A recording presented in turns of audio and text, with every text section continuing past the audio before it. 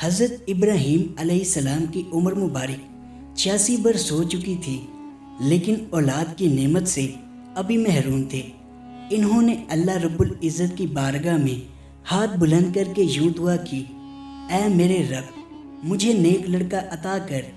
یہ دعا اللہ تعالیٰ کی بارگاہ میں قبول ہوئی اور آپ علیہ السلام کی دوسری بیوی حضرت ہاجرہ رضی اللہ عنہا کے بطن سے حضرت اسماعیل علیہ السلام کی پیدائش کی خوشخبری سنا دی گئی۔ عبرانی میں اسماعیل کا تلفظ شمائل ہے۔ شما کے معنی سن اور ایل کے معنی اللہ کے مترادف ہیں۔ چونکہ اولاد کے لیے حضرت ابراہیم علیہ السلام کی دعا سن لی گئی تھی، اسی لیے آپ علیہ السلام کا نام اسماعیل رکھا گیا۔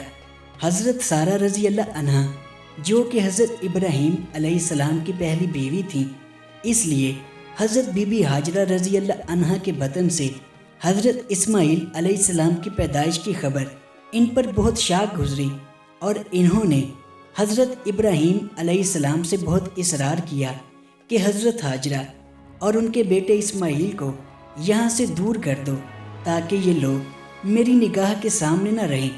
حضرت ابراہیم علیہ السلام کو یہ بات بہت ناگوار گزری، لیکن اللہ تعالیٰ کا حکم ہوا کہ بی بی ہاجرہ اور حضرت اسماعیل کو عرب کے ریگستان میں چھوڑ دیا جائے۔ یہ اللہ تعالیٰ کی طرف سے ایک آزمائش تھی۔ حضرت ابراہیم علیہ السلام بی بی ہاجرہ اور حضرت اسماعیل کو اس جگہ لے آئے جہاں اس وقت کعبہ موجود ہے۔ اس زمانہ میں یہ جگہ بالکل غیر آباد تھی۔ ایک تھیلی کھجور اور ایک مشکیزہ پانی کے ہمراہ انہیں وہاں چھوڑ کر حضرت ابراہیم جب واپس جانے لگے تو بی بی ہاجرہ نے انہیں روک کر پوچھا کہ ہمیں اس بیاباں میں چھوڑ کر آپ کہاں چل دیے؟ حضرت ابراہیم علیہ السلام کے خاموش رہنے پر بی بی ہاجرہ نے پوچھا، کیا یہ میرے رب کے حکم سے ہے؟ آپ علیہ السلام نے جواب دیا، ہاں بے شک یہ میرے رب کے حکم سے ہے۔ تب بی بی ہاجرہ رضی اللہ عنہا نے انہیں جانے دیا اور فرمایا کہ اللہ ہمارے لیے کافی ہے۔ یہ سن کر حضرت ابراہیم علیہ السلام واپس چل دیے، اور چلتے چلتے جب ایسی جگہ پہنچے کہ دونوں ماں بیٹا آپ کی آنکھوں سے اوجھل ہو گئے تو ہاتھ بلند کیے اور اللہ کے حضور عرض کیا، اے میرے رب، میں نے بسائی ہے ایک اولاد اپنی میدان میں جہاں کھیتی نہیں، تیرے ادب والے گھر کے پاس۔ اے رب، ہمارے تک قائم رکھے رب، سو رکھ بعض لوگوں کے دل جھکتے ان کی طرف، اور روزی دے ان کو اپنے فضل سے تاکہ یہ تیرا شکر کریں۔ حضرت ہاجرہ رضی اللہ عنہ چند روز تک مشکیزہ سے پانی پیتی رہیں اور کھجوروں پر گزارا کرتی رہیں، اور حضرت اسماعیل علیہ السلام کو دودھ پلاتی رہیں۔ جب پانی اور کھجوریں ختم ہو گئیں تب وہ پریشان ہوئیں، چونکہ خود بھوکی تھیں اس لیے دودھ بھی نہ اترتا تھا، اور بچے نے بھوک اور پیاس کی وجہ سے رونا شروع کر دیا۔ بچے کی بے چینی دیکھ کر بی بی ہاجرہ رضی اللہ عنہا نے پانی کی تلاش شروع کر دی۔ قریب کی ایک پہاڑی صفا پر چڑھی کہ شاید کوئی اللہ کا بندہ نظر آ جائے، مگر کچھ نظر نہ آیا۔ پھر واپس وادی میں آ گئیں، پھر دوسری جانب کی پہاڑی مروہ پر چڑھ گئیں۔ اس طرح آپ نے 7 چکر لگائے۔ مامتا کا یہ جذبہ اللہ تعالیٰ کی بارگاہ میں اس قدر مقبول ہوا کہ بیت اللہ کی زیارت کے لیے آنے والے ہر افراد پر لازم کر دیا گیا کہ وہ بی بی ہاجرہ کی سنت کی پیروی کرتے ہوئے صفا اور مروہ کے درمیان سعی کریں۔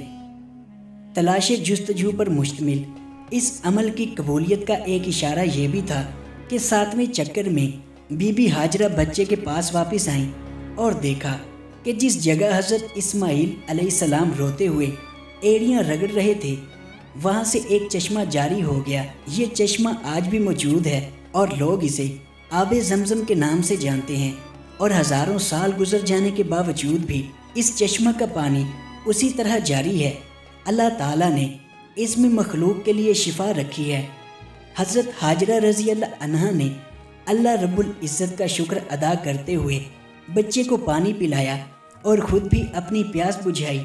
اس وقت اللہ تعالیٰ کا ایک فرشتہ حاضر ہوا اور ان سے کہا کہ خوف اور غم نہ کرنا، اللہ آپ کو اور آپ کے بچے کو ضائع نہ کرے گا۔ یہ مقام جہاں آپ اس وقت موجود ہو، یہ مقام بیت اللہ ہے، جس کی تعمیر اس بچے نے اور اس کے باپ نے کر لی ہے۔ کچھ عرصہ کے بعد بنی جرہم نامی ایک قبیلہ پانی کی فراوانی دیکھ کر بی بی ہاجرہ کی اجازت سے یہاں آباد ہو گیا، اور ابتدائی دور حضرت اسماعیل علیہ السلام نے اسی قبیلہ کے افراد کی صحبت میں گزارا۔ ابھی حضرت اسماعیل علیہ السلام بچے ہی تھے کہ حضرت ابراہیم علیہ السلام نے خواب میں دیکھا کہ حضرت ابراہیم علیہ السلام اپنے لخت جگر کو اللہ تعالیٰ کی راہ میں قربان کر رہے ہیں۔ آپ علیہ السلام نے مسلسل 3 راتیں ایک ہی خواب دیکھا، لہٰذا آپ کو یقین ہو گیا کہ یہ خواب اللہ تعالیٰ کی طرف سے ہی ہے۔ آپ علیہ السلام نے اللہ تعالیٰ کے اس حکم کی تعمیل کرنے کا ارادہ فرمایا اور اپنا تمام خواب اپنے بیٹے کو سنایا، اور پھر حضرت اسماعیل علیہ السلام سے پوچھا، اے میرے بیٹے، میں تجھے اپنے خواب کی پیش نظر اللہ تعالیٰ کی راہ میں قربان کرنا چاہتا ہوں، بتا تیری کیا رائے ہے؟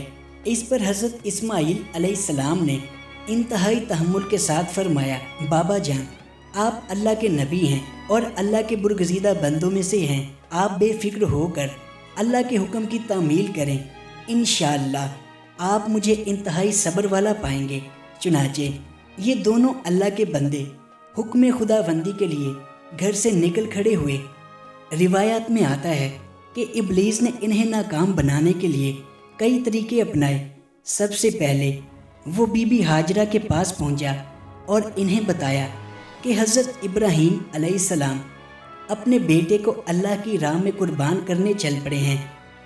اس پر بی بی ہاجرہ نے فرمایا، اسماعیل ہماری اکلوتی اولاد ہے، ابراہیم ایسا نہیں کر سکتے۔ پھر ابلیس نے کہا کہ وہ یہ سب اللہ کے حکم کے مطابق کر رہے ہیں۔ اس پر بی بی ہاجرہ نے فرمایا، اگر یہ میرے خالق کی رضا ہے تو میں اس کی رضا پر راضی ہوں۔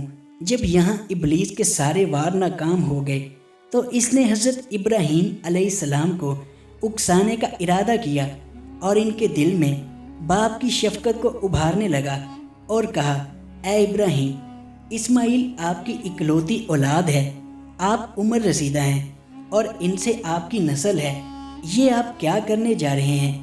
اس پر حضرت ابراہیم علیہ السلام نے جواب دیا، مجھے میرا بیٹا اللہ تعالیٰ نے دیا ہے اور یہ میرے پاس اللہ کی امانت ہے، اور میں اللہ تعالیٰ کے حکم پر راضی ہوں، وہ جسے چاہے حکم دے، ہم اس کے تابع اور فرما بردار ہیں۔ آپ علیہ السلام کے جواب سے ابلیس کو سخت مایوسی ہوئی، لیکن اس نے آپ کو بہکانے کی ناکام کوشش جاری رکھی، حتیٰ کہ اس نے حضرت اسماعیل علیہ السلام کو بھی بہکایا، لیکن وہ بھی اپنے مقصد پر ڈٹے رہے۔ حضرت اسماعیل علیہ السلام نے فرمایا، میں اپنے رب کی رضا میں راضی ہوں، میرے رب نے میرے بابا کو براہ راست میری قربانی کا حکم خواب میں دیا ہے، اور انبیاء کرام علیہ السلام کے خواب سچے ہوتے ہیں۔ کہا جاتا ہے کہ ابلیس نے انہیں 3 بار قربان گاہ جانے کے راستے میں حائل ہونے کی کوشش کی، اور تینوں مرتبہ حضرت اسماعیل اور حضرت ابراہیم علیہ السلام نے اس پر کنکر برسائے اور اسے کامیاب نہ ہونے دیا، اور یہی وہ سنت ہے جسے ہر سال حجاج کرام دہراتے ہیں، اور یہ سنت رمی کہلاتی ہے۔ بالآخر یہ باپ بیٹا وادی منع میں پہنچے جہاں اسماعیل علیہ السلام کو ذبح کرنا تھا۔ تب کائنات نے وہ منظر دیکھا جو اس سے پہلے کبھی نہیں دیکھا تھا اور نہ شاید قیامت تک دیکھ پائے گا۔ زمین آسمان ساکت ہیں، کائنات حیران ہے، فرشتے عرش سے زمین پر عجیب منظر دیکھ رہے ہیں۔ تبھی حضرت اسماعیل علیہ السلام کہتے ہیں، ابا جان، میرے دونوں ہاتھ اور دونوں پاؤں باندھ دیجئے تاکہ چھری چلاتے وقت آپ کو کوئی دقت نہ ہو، اور ابا جان، آپ مجھے زمین پر منہ کے بل لٹائیے گا تاکہ میرا چہرہ زمین کی طرف ہو۔ اگر میرا چہرہ آپ کی طرف ہوا تو کہیں آپ کو مجھ پر ترس نہ آ جائے اور آپ مجھے ذبح نہ کریں۔ ابا جان، اپنی آنکھوں پر پٹی باندھ لیجئے گا اور ذبح کرنے کے بعد میرا کرتا میری ماں کو دے دیجئے گا تاکہ انہیں صبر آ جائے۔ باپ نے سب باتوں پر عمل کیا، بیٹے کا ماتھا چوما اور پاؤں باندھ دیے، اور بیٹے کو زمین پر منہ کے بل لٹا دیا اور چھری چلا دی۔ لیکن چھری نے حضرت اسماعیل علیہ السلام کو نہ کاٹا کیونکہ میرے رب کو کچھ اور ہی منظور تھا۔ حضرت ابراہیم علیہ السلام چھری چلاتے رہے مگر چھری نہیں چلی۔ آپ علیہ السلام نے اور زور لگایا مگر چھری ہے کہ چلنے کا نام ہی نہیں لیتی۔ آپ علیہ السلام نے چھری سے فرمایا، اے چھری تو کیوں نہیں چلتی؟ میرے ننھے اسماعیل کا گلا تو بہت نازک ہے لیکن تو کیوں نہیں چلتی؟ عرش پر فرشتے خاموش، اس زمین پر ایک انسان کی لازوال محبت کا ایک عجیب منظر دیکھ رہے ہیں۔ تب اللہ پاک نے عرش سے جبریل کو فرمایا، اے جبریل جاؤ اور جنت سے مینڈا لے جاؤ، میرا خلیل پیچھے نہیں ہٹے گا، جاؤ اور اس مینڈے کی قربانی کرو۔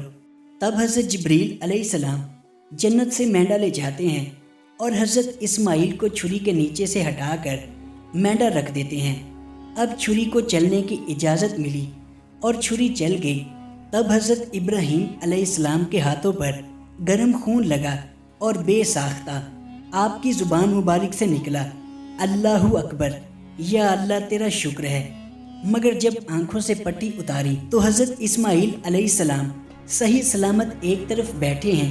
حضرت ابراہیم علیہ السلام کی تابع داری اور حضرت اسماعیل علیہ السلام کی فرما برداری بارگاہ الہی میں قبول ہوئی اور اللہ تعالیٰ نے حضرت اسماعیل علیہ السلام کو ذبح ہونے سے بچا لیا، اور ان کی جگہ جس جانور کی قربانی دی گئی اس کے مطابق روایت میں آتا ہے کہ وہ جنت سے لایا گیا ایک مینڈا تھا۔ یہی وہ قربانی ہے جس کو تا قیامت امت مسلمہ کے لیے بہترین نمونہ بنا دیا گیا اور جس کو ہم مسلمان آج عید الاضحیٰ کے نام سے جانتے ہیں۔ یہ اسی قربانی کی وجہ سے ہے۔ عید الاضحیٰ پر جو قربانی ہم کرتے ہیں یہ حضرت ابراہیم علیہ السلام اور حضرت اسماعیل علیہ السلام کی یاد میں کی جاتی ہے۔ تو پیارے دوستو، یہ تھا آج کا خوبصورت واقعہ۔ آپ کو یہ ویڈیو کیسی لگی کمنٹ کر کے اپنی قیمتی رائے سے ضرور آگاہ کیجیے۔ میں ملوں گا آپ سے ایک نئی ویڈیو کے ساتھ۔ دعاؤں میں یاد رکھیے گا۔ اللہ نگہبان۔